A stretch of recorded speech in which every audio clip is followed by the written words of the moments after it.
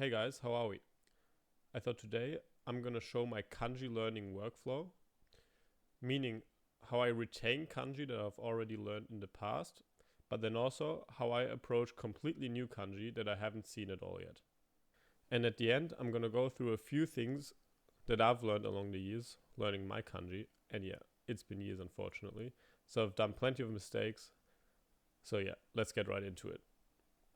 Alrighty, let's start with how I retain my kanji. Basically, it's just using SRS, so Anki in my case, and there's a pre-made deck for RTK, remembering the kanji, and that's basically it. But I thought I would make it a bit more interesting and show you what I kind of do besides just pumping through Anki. When I'm on the go, I don't do this, obviously, because I don't have this book with me. But if I'm at home, I'm on my desk, I like to write every kanji down. And this does take some time, but first of all, I kind of enjoy it. Second of all, I think it's good for the learning process, not just for actually being able to write all the kanji, but also for remembering. Because every time I do write the kanji down, I go through the story in my head again as I write down the different primitives or symbols. So I think it's productive, and I just kind of like the way it looks. As you can see, I've started quite early with my kanji learning history. That was when I just started out after I finished school, and I took one box and put one kanji in. But as you can see later, I kind of changed that method and used one box, which has like in a cross of dotted lines in the middle, to use one box for 4 kanji. Mainly just because it kind of makes that one book last longer. And second of all, that's probably the biggest reason, it's because it looks really cool. And every time I've kind of finished a double page, I've put the date on the bottom right. So it's quite interesting to see how long I've been studying, and also where the study breaks have been. And I've had study breaks where I haven't really done any kanji for, I think, like half a year or a year or something. And that's probably been the biggest mistake, is just the lack of consistency. And here you can see, look, the 19th of September of 21 and the 10th of December of 21. So fairly close. And then the next page on the 11th of July of 2023.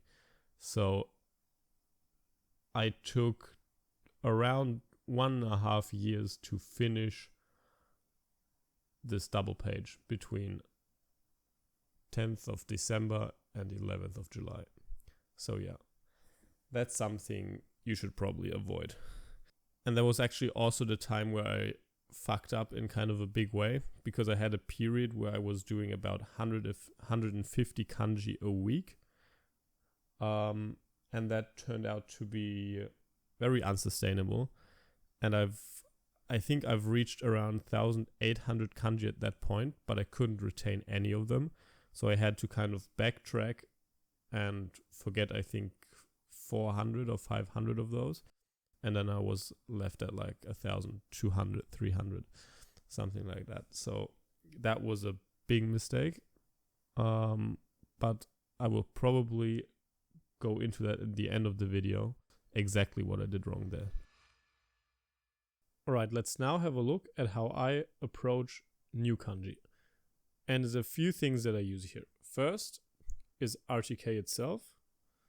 Then second is my Genko Yoshi again.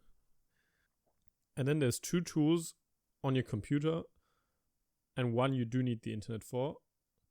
So let's get right into it and show you how I go about this process. Alrighty, so this is RTK, and this is roughly where I am with the kanji. Oh, hold on. No, it's actually not.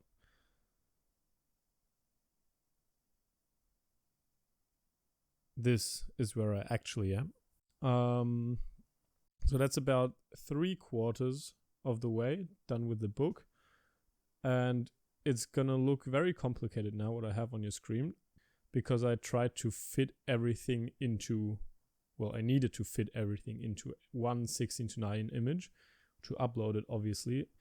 But keep in mind, in front of me, I have multiple monitors, so it's not as cramped. But let's get started. Here we have RTK. And we're starting on the top. There's a primitive, so not a real kanji in of itself, but rather kind of a building block for other kanji.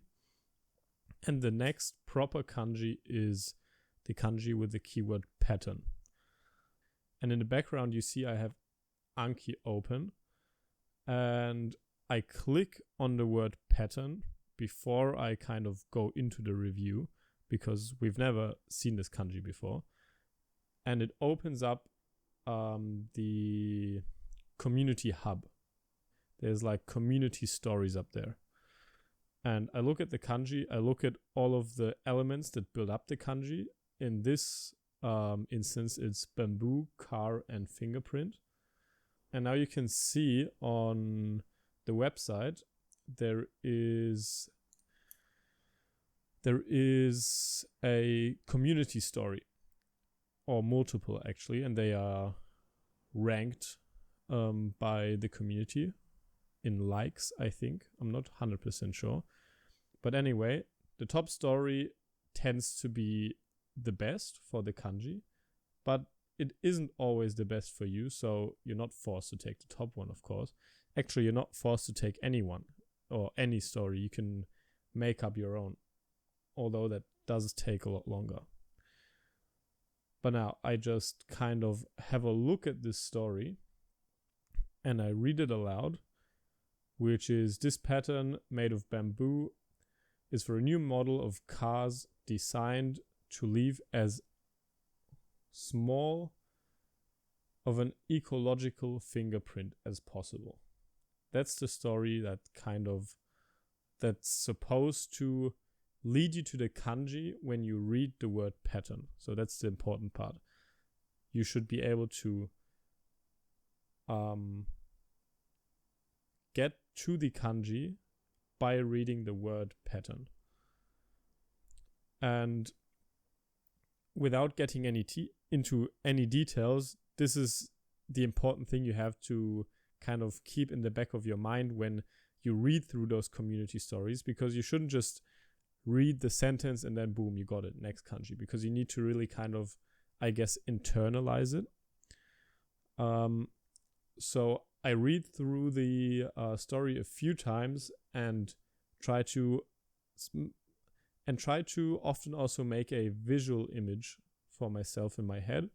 Then I go back to the kanji.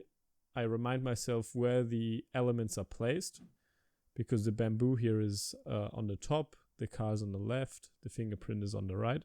So you don't kind of switch around the locations of the building blocks. And then I kind of remind myself, at least at the very end, again, that pattern is actually the keyword that is supposed to lead us to the story, which is then supposed to lead us to the kanji. Yeah, and that's basically it. I just take my Genko Yoshi and then write the kanji out while kind of repeating the story I've just learned from the community hub and following the story with every primitive I write down.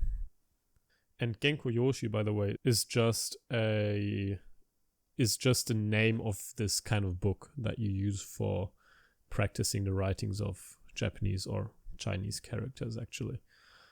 So yeah, nothing fancy.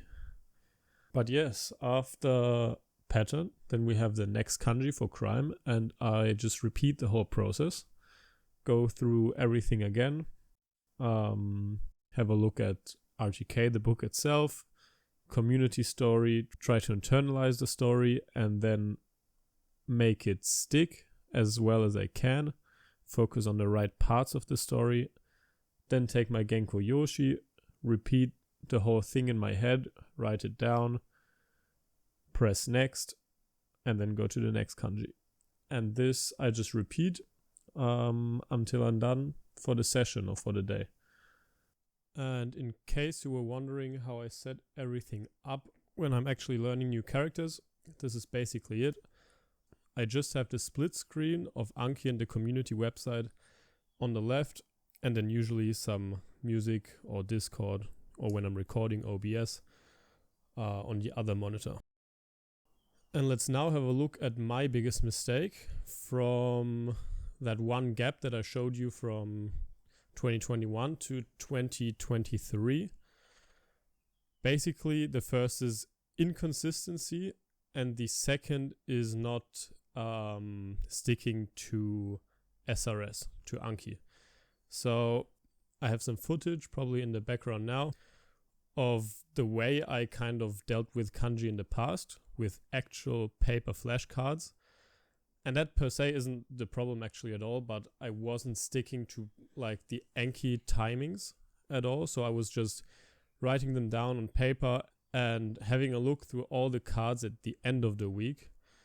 And then afterwards, like after a month and then after 6 months, but I didn't even get to 6 months. So it's just not very smart to kind of create your own SRS timings, like spaced repetition timings. There's a reason why everyone uses Anki, and it's because the timings actually work. I'm not sure if there's like a huge scientific evidence behind it of some studies or whatever, but the timings work. It's like the 1 day, 3 day, and I think 5 to 9 or whatever it is. It works very well, and you should probably just stick to it. And besides that, what was really kind of detrimental to my failure in this period of time was me not being consistent. So I showed you kind of the overview of how many kanji I did per week, which was around between 120 and 160, I think. And that wasn't sustainable at all. So additionally to not sticking to proper SRS timings, I just overloaded myself with new kanji, and then had such an overload that I just kind of, I guess, burned myself out and decided to lose the last like 600 kanji I have worked on.